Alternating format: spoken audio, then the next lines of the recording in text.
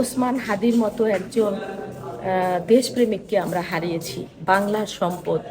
আজকে শহীদ ওসমান হাদি যদি বেঁচে থাকতেন, উনি এই বাংলাকে নিয়ে চিন্তা করেছেন।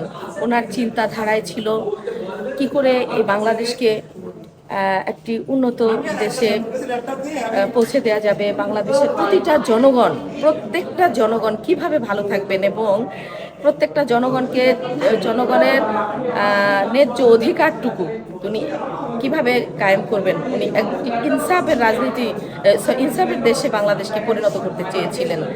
এটাই ছিল ওনার সবচেয়ে বড় অপরাধ। কারণ এই বাংলাদেশে আসলে ইনসাফের রাজনীতি কায়েম হওয়াটা অনেক দুরূহ ব্যাপার হবে। কারণ এ যাবৎকাল আমরা জন্মের পর থেকে যে সরকার দেখে আসতেছি, যে বিশাল ফ্যাসিস্ট যে আমরা দূর করেছি আপনারা জানেন, এবং আবারও যে ফ্যাসিস্ট কিভাবে নব ফ্যাসিস্ট কিভাবে তারা সবল দেওয়ার জন্য তৈরি হয়ে গেছে এটাও আপনারা জানেন। একটার পর একটা মানুষকে মেরে ফেলা হচ্ছে, কিন্তু তারা বিচার করতে পারছে না, তারা খুনি ধরতে পারছে না। এই শহীদ ওসমান হাদির খুনিকেই যদি ধরা হতো, শহীদ ওসমান হাদির খুনিকে কে পার করে দিল?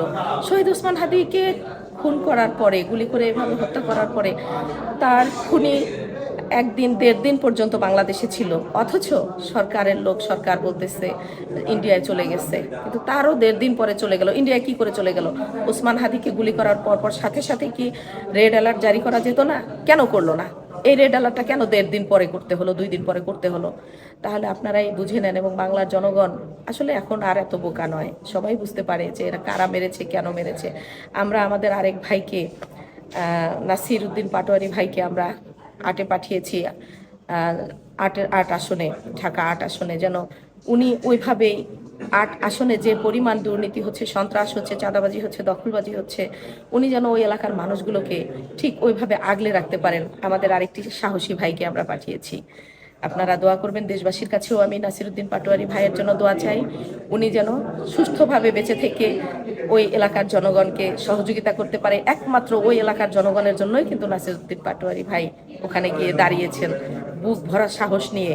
আমি দেশবাসীর কাছে এবং ঢাকা 8-এর আমাদের যে নাসিরউদ্দিন পাটোয়ারি ভাই, ওনার জন্য দোয়া চাচ্ছি, সহযোগিতা চাচ্ছি।